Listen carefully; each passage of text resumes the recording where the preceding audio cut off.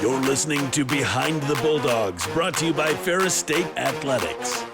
Off the left side, to the end zone! Touchdown, Bulldogs! If I'm even having like a bad day on the course or something, I just look down at it and just feel like thankful that I'm able to be out there. Making sure that we're like where our feet are and we're not thinking about outside distractions.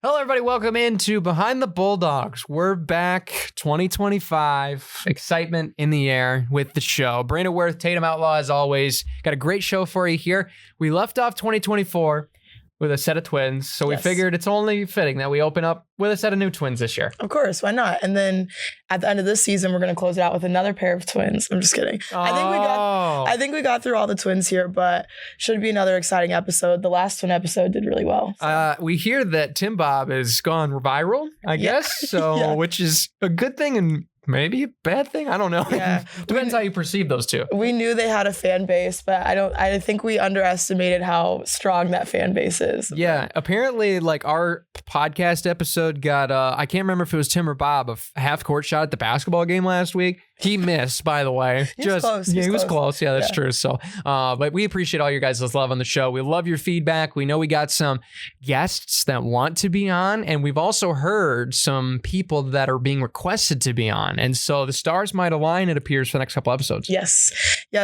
Keep giving us suggestions. We're hearing them. We're seeing them. And we might even use some of them. So just keep watching. And hopefully one of your guys' suggestions come on. So for sure. Yeah. Big thanks goes out to Days Was Digital as well. We'll get to the interview with Nate and Brandon here in just a little bit. But first, the Ferris State sports recap. And we got a lot to review from the winter break. Let's start off with a trophy.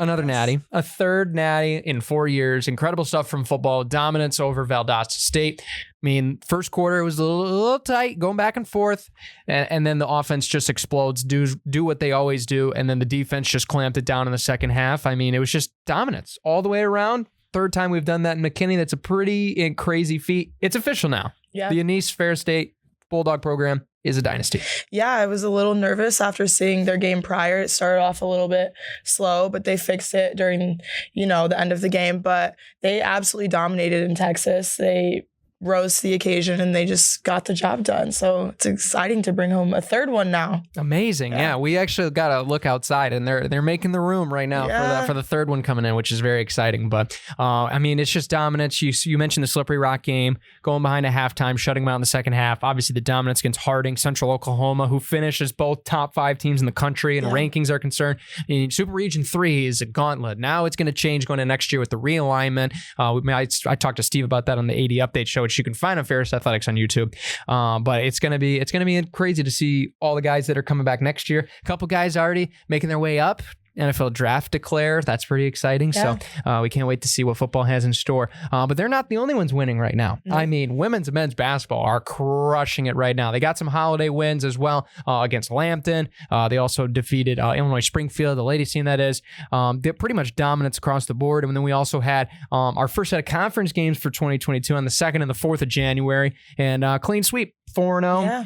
Wins over Saginaw and Wayne State, and they looked pretty, might not have been on the stat sheet or on the scoreboard at times, but pretty much at the end of the day, it was a dogfight for both, but double-digit victories for all 4 teams. I mean, that's just dominance at the end of the day. Yeah, no shock with those 2 programs. I mean, they're always finding ways to come on top, and they've just been very consistent. So it's really nice to see them get into conference play and just keep that up. Yeah, consistent success is something that Ferris State is slowly starting to draw ears in and eyes on. Oh, wow, that team consistently wins. And it doesn't matter the sport, which is the best part about it. But wins over Wayne State, wins over Saginaw Valley. We got some pretty important games coming up, but we'll allude to that at the end of the show, so stick around for that. Hockey also went to Milwaukee for the Quick Trip Holiday Face-Off. They took on Wisconsin and Alaska Fairbanks.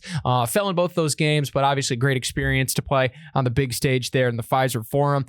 Played overall not the best hockey. Boys obviously would like to have seen some better results, as well the development scrimmage, obviously with a lot of different guys playing, a lot of the younger guys getting some time, a lot of the main contributors, and obviously Coach Daniels mentioned in that post game that if they would have had points on the line, they would have played those guys and they would have definitely came out on top. But it's good to get the other players in. I mean, you guys saw that especially in the regular season as well. It is important to get the younger players some experience when you can during the season. Yeah, I would just have to emphasize the experience, even like regardless of what the score says or what happened, that doesn't truly show like what they gained from the experience. And it's just going to make them better in the long run. Absolutely. And before we get to the interview, quick shout outs is one for your teammates, one that was a podcast partner on the show, I believe episode 11, who is taking her talents to Finland to play professional volleyball. Congratulations, Olivia. And I know you guys had a little celebration the other night for her, and it's well-deserved. She had an amazing career and National Player of the Year, and now she gets to go play professionally. I mean, it's pretty much a dream scenario for her.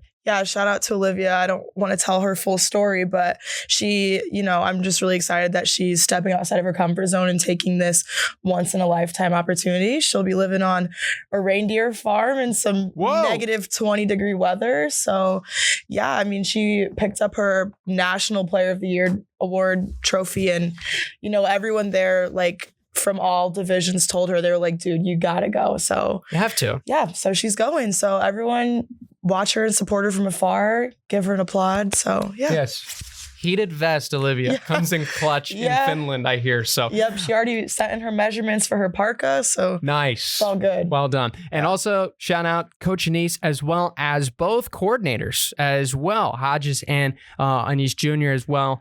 I mean, incredible stuff. Incredible stuff. Defensive coordinator of the year as well. As you got to see the whole coaching staff recognized for that national championship run by multiple sites. And that's a great thing to see, because they were a pivotal part in a lot of that change from after week 0 to get this team firing on all cylinders. So it's good to see that recognition too. Yeah, someone said this to me the other day. Whenever a team and coaching staff and players have so many accolades, it's really a reflection of how great the program is, because it takes everyone on that team and every coach to, receive all those things. So it just really shows how good our programs are here. Absolutely. Well, we've wasted enough time. We'll get you to the interview room with Nate. But hopefully it's not just, distraction, even though at the end of the day, kind of is, but hopefully it's informative distraction. You get something from it. But Nate and Brandon are standing by, so we'll let them come on in, and we'll get to an interview with the Claerbaut brothers. Ready to go? Let's do it. Let's do it. Now joining us here in the interview room, we got a pair of men's basketball players. We got the Claerbaut brothers, Nate, Brandon. Guys, welcome to the show. Thank you. Great to be on. Thanks for having us. Absolutely. And you guys have been rolling some wins together so far. A lot of good performances. How are you guys feeling with your play right now? We're playing well. We're really confident in our play. I think we come to practice every day ready to roll and ready to get better. Coach is just preaching every day, like getting better every day. So that's our goal right now. I was going to say, we got a squad that's bought in right now, and everyone, I think, wants to be here. There's really no one doesn't want to be here, at least it feels like. So it's fun that everyone is on the same goal, and we want to win every single game. And obviously we're taking one game at a time. Sweet. Just taking things back a little bit, could you tell us like what the recruiting process was like for you guys? Have you guys always known that you wanted to play at the same school together? Just tell us about how that worked out. Yeah, so I think Coach Bronkema first saw us when we were in Milwaukee one time, and he kind of reached out to us, and he was actually the first coach who kind of like recruited us. And we didn't know the entire time that we wanted to play together, but Bronx kind of put a deadline on it. And my dad was like, why don't you guys want to go to Ferris? And then we were kind of like, yeah, might as well. And that's kind of how I remember it, at least. And we just both agreed. We set up a Zoom call with Coach Moen at the time and Coach Bronkema, and we were like, we're ready to commit. Nice. Yeah. It was, like you said, I mean, I think I got an offer first, and then we were kind of waiting to see like if Brandon could get an offer too. And Brandon got the offer, and then that was like really the only place we could play together. So, and then pulled the trigger. And very cool. Very thankful for it. Yeah. And obviously from Zealand, what is the chicks? What is this, Matt? It's a chicken, right? Yep. But it's spelled with an X. Yep. So thanks. And then Ducks, the rival over West, but with an X. Yeah. Why did you guys make it so complicated? I don't know, but when we play every year, it's the Bird Bowl. So the Bird Bowl. Yeah. That makes sense. Yep. All right, I could dig with that. Yeah. So, going back to high school, when was kind of was it always the dream to play college basketball for you two individually, or was that kind of, started playing in high school, got a little bit better and said, hey, maybe I can give this a shot? When was that kind of moment where you guys were like, let's go play college basketball? I'd say like once I was always tall, so everyone's always telling me like I gotta play basketball. Fair. So like I'd say like sophomore year, end of sophomore year, really started getting recruited by coaches, and I was like, okay, I can really play at the next level. So for me, that's when I started really taking it seriously and trying to get as many offers as I could. All right, Brandon, same story. Yeah, similar. I always wanted to play, but it was like, if it doesn't happen, it doesn't happen. And I think my dad put us in AAU like my freshman year, like seriously. And that's when it started to kind of pick up and we were like, okay, I do like this. And then, our junior year, we both quit football. And that's when we started to take basketball a little bit more serious. So obviously we were good, decent football players. All right. I mean, my grandparents wanted Nathan to quit because they were like, they're just going to go for your legs. That's fair. That's fair. What position, Nate, did you play? I played receiver. Both That were makes a lot of receivers. sense. We never made it past JV football, but Oh, what could have been? What could have been? You guys playing football. A 7-foot receiver. Could you imagine that? throw it up. Exactly. Just throw it up. Yeah. little Fade scary. route on the goal line right there. There you go. That's pretty much the goal line playbook. So Yep. That's funny. You guys had mentioned about how everyone on your team is really bought in and just like shooting after the same goal. And I know that your guys' team is a little bit like mine. You focus a lot on team culture and just having that bond. So how does that translate on the court and help with your guys' success that you have on the court? I think it helps a lot.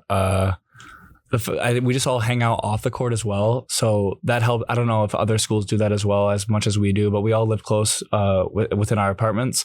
So we're either watching a basketball game, watching a football game, playing some cards, doing whatever. And I think that helps on the court as well because it's not like we're missing a beat off the court. Everyone's already close enough and we feel comfortable with each other to be able to play with each other.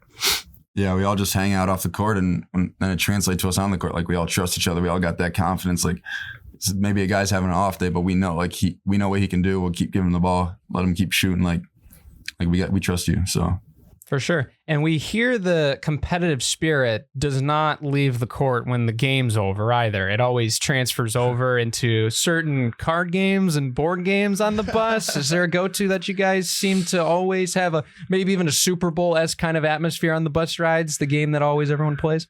On the bus rides, I would say there's a little bit of time where we were playing Among Us. So that's not a card game. my gosh, per se. we I do think that. you guys play that as well. We play euchre at like hotels sometimes, and back at home we like to play poker a lot. So all right. you know, poker games can get heated for sure. yeah, Texas Hold'em? Yep. Texas Hold'em. All right, that's the only way to do it. The only way to do it. We heard, what was it? Myself and Joe, we had Ethan and I believe Jimmy on the show together. Maybe it was somebody else. But there was talks the way back when that there was also Fortnite was the go-to back then. Yes. And apparently Cole Vickers, he's the man on the sticks is what I hear. He is the man on the sticks, and All right. hopefully he doesn't watch this because I don't want him to know that I'm saying that. But No. No, I'm kidding. He is good. I personally don't play Fortnite as much as I used to, but usually around December time when they bring back OG Fort, everyone hops back on, Of course. And it's funny because we usually set up 3 or 4 TVs in an apartment and we'll all just hang out and play. So There you go. yeah. Nate, did you get on the Fortnite buzz with the boys? Yeah, I would play a little bit, but we always share PS5. So Oh, yeah. That makes it probably a little we bit never difficult. get as good as everyone else, I feel like. That's fair. That's fair. Which game is your guys' favorites and which are you the best at? I don't know. In high school, we play a lot of NBA 2K. So I feel Of like course. that's what I like to play the most, honestly. But recently, we've just been playing Fortnite, I think. All right. Right on. Is there the Ultimate Team as far as 2K, or are you playing just straight seasons online? I always played my career. You know, I would never go online. 'Cause Okay. I couldn't test myself or see other people. So I would just put the difficult on easy and just be the best player out there. So Pistons or a different team? I would usually go a different route. I'm not a Pistons guy. I'm more of a LeBron guy. No, so you could play with LeBron. Yeah. I guess that's kind of cool at the Exactly. end of the day. So when it comes to what you guys are studying here at Ferris, obviously the other side, the student side, what are you guys studying and why'd you choose it?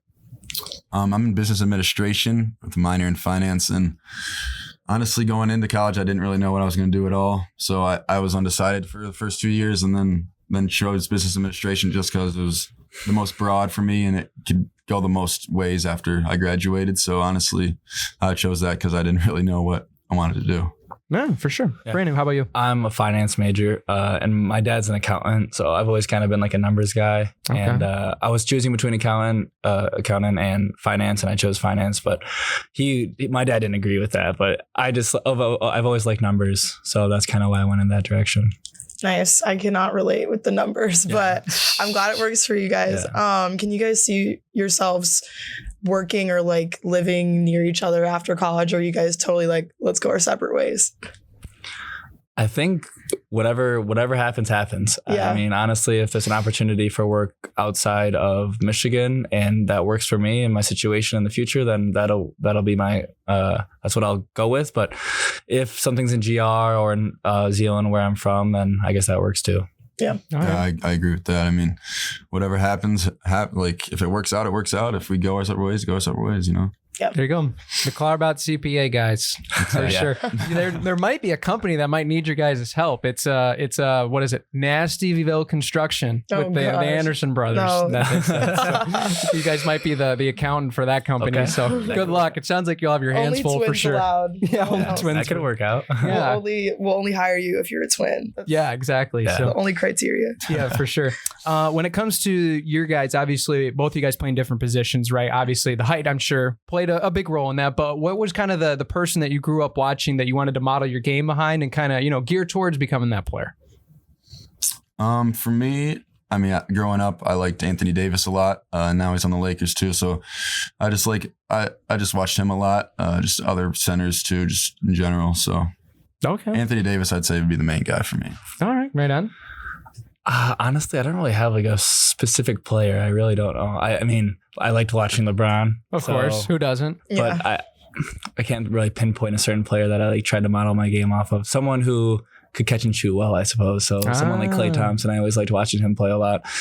He obviously doesn't dribble as much as like Steph did. So he would kind of be more of a catch and shoot player, which is a little bit more of what I am. Okay, right on. Would there be a player that obviously maybe that is the player, but if there was a different player that you would, dream to play with, on a perfect universe, in my career on Ultimate Team or whatever it may be, who would be that guy and why? I'd probably go with Kyrie, to be honest. Okay. I like Kyrie. I've always when he was with the Cavaliers, I liked watching him play, and I think it would be awesome to see how skilled he is in person and just be able to play with him. Right on. Nate, how about you? Dream guy to play with. I mean, growing up, I liked KD a lot, and he's like 7 foot and can do it all. So I mean, just being able to say like he's my height and he can do literally anything on the court. So I'd say KD or LeBron, obviously. Of course. I mean, who wouldn't want to play with Bron, MJ, Kobe, those guys? Exactly. Of course. So, boys, thank you so much for coming on the show. Last question before we let you go. We ask everybody on the show, what's been your favorite thing about being here at Ferris State and being a Bulldog? Being a Bulldog, honestly, it's just been awesome. I would say the biggest thing is just the relationship off the court with everyone that we've been able to meet. I've been able to meet so many people, whether it's the volleyball team, whether it's the football team. There's so many sports here that we're close with. It's awesome being able to build those relationships that will probably go beyond college. And that's been the best part, is just knowing that there's people that have your back and there's people that are also in here with the same goal. Because obviously everyone here is pretty good at sports and we all know what winning feels like. So I would say that's one of the best things about being a Bulldog.